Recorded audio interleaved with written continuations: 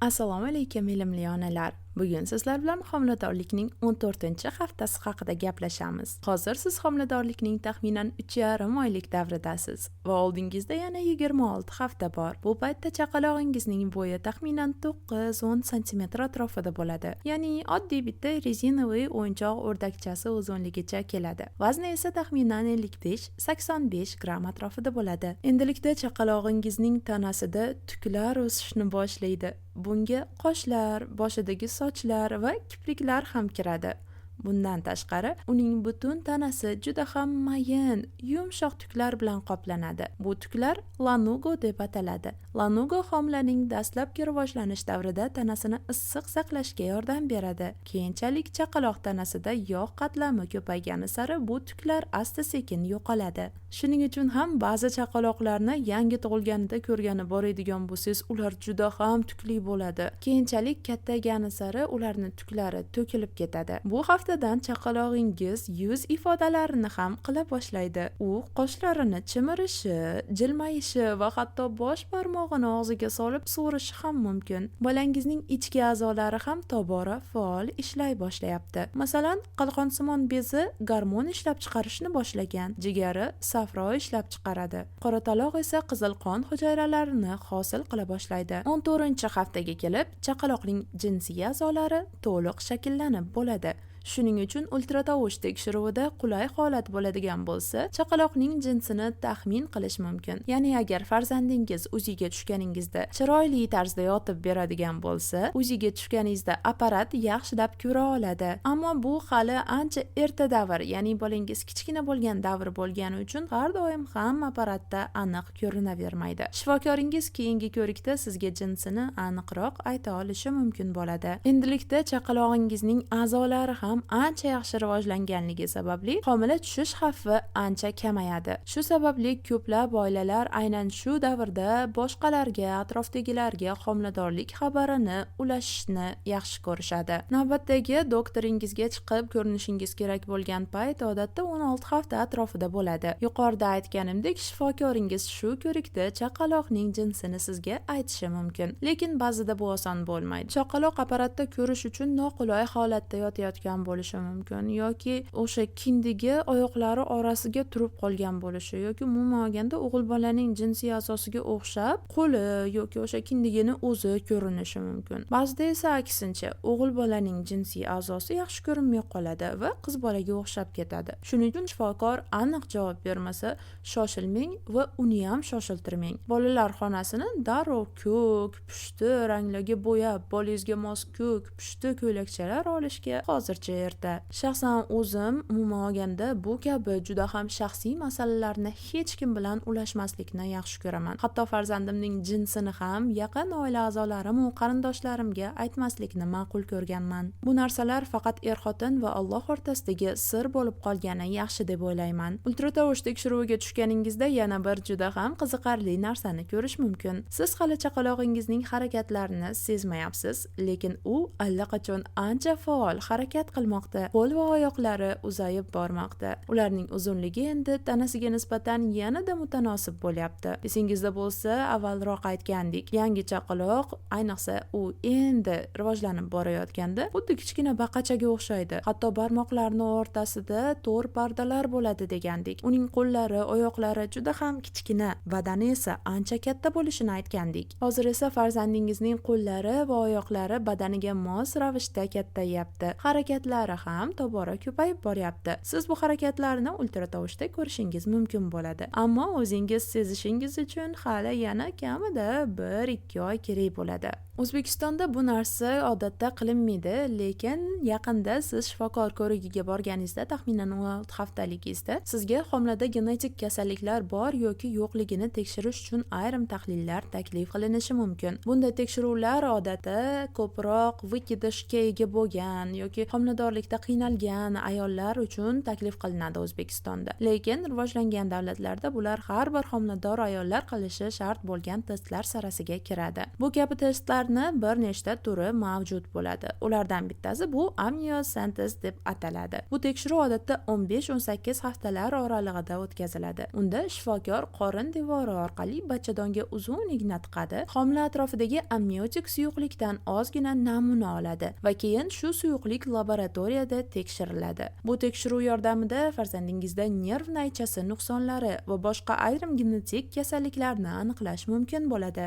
Bu kabi tekshiruvlarni qarindoshlar o'rtasidagi nikohlarga qildirish majburiy hisoblanadi. Lekin amniosentezning o'ziga xos xavflari ham mavjud. U homila tushish xavfini taxminan 0,2 dan 0,5% ga oshirib yuboradi. Ya'ni taxminan har 200 ta tekshiruvdan bittasida homila tushish holatini kuzatish mumkin bo'ladi. Shuning uchun bu tekshiruv odatda hamma homilador ayollarga ham aytib o'tganimdek tavsiya qilinmaydi.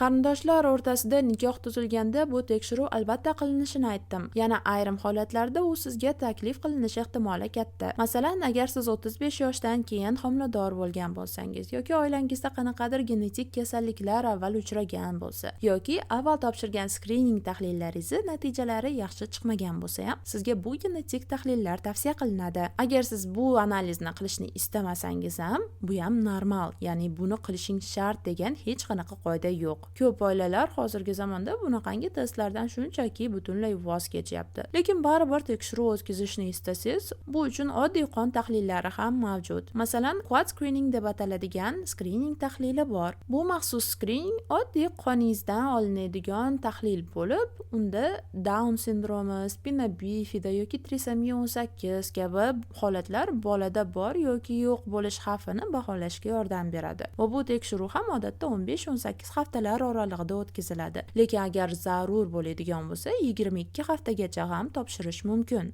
Bir narsani unutmangki, bu aytgan narsalarimiz shunchaki skrining tekshiruvlari. Agar natija normal chiqsa, bu chaqalog'ingizda genetik kasallik mutlaqo yo'q degani emas. Agar natija xavf yuqori deb chiqsa ham, bu chaqalog'ingizda albatta shu kasalliklar bor degani emas. Shuning uchun birgina analiz natijasiga qarab, bolani oldirish yoki saqlash bo'yicha qarorlaringizni qilishdan saqlaning. Mening birinchi farzandim vafot etganligi uchun ikkinchi homiladorligimda menga aynan NIPT testlari tavsiya qilingan. Lekin men shunchaki bu testlarni qilmaslikni tanlaganman. Birinchi sabab testning juda ham qimmatligi bo'lgan, taxminan 5,5 million edi o'sha paytda, va ikkinchi sabab hatto shuni natijasini bilsam ham men nima qilaman degan savolni o'zimga qo'yganman. Ya'ni agar test natijasi yomon chiqsa nima, men abort qildiramanmi yoki baribir tug'amanmi? Shu savolni o'zimga berganimdan keyin men abortga qarshiligimni inobatga olgan holda bu testni qilmaslikka qaror qilganman. Ya'ni agar mabodo bolada nogironlik yoki kasallik chiqsa ham men bunga roziman, Alloh menga buni taqdir qilibdi deb ishonaman va bu narsani qabul qilaman degan holatda testni qilmaslikni tanlaganman.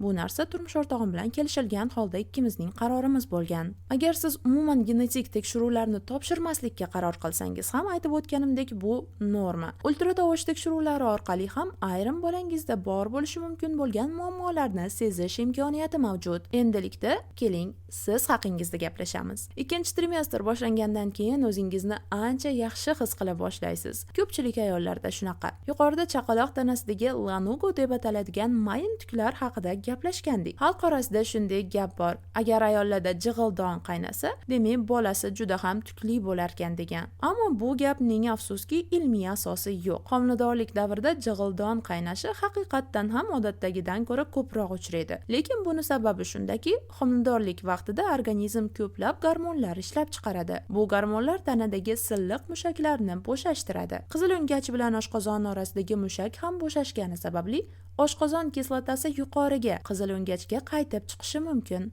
Natijada ko'krak o'rtasida achishish yoki kuygandek hissiyot paydo bo'ladi. Ba'zan og'izda g'alati, nordon ta'm sezilishi, tomog'ingiz g'alati bo'lib ketishi, og'rishi yoki bezovta qiluvchi qanaqadir quruq yo'tallar ham kuzatilishi mumkin. Agar jig'ildon qaynashi sizni tez-tez bezovta qilayotgan bo'lsa, iloji boricha ovqatlarni kamroq, lekin tez-tez yeyishga harakat qiling. Kofeinga ega bo'lgan ichimliklardan voz keching. Hamda xalq orasida juda ham keng tarqalgan tavsiyalar, masalan, apelsin, limon yoki shunaqangi kislotaga boy bo'lgan meva va sabzavotlarni yeyishdan o'zingizni tiyishga harakat qiling. Ayrim narsalar sizdagi jig'ildon qaynashini yana ham kuchaytirib yuborish ehtimoliga ega. Masalan, shokoladlar yoki achchiq ovqatlar.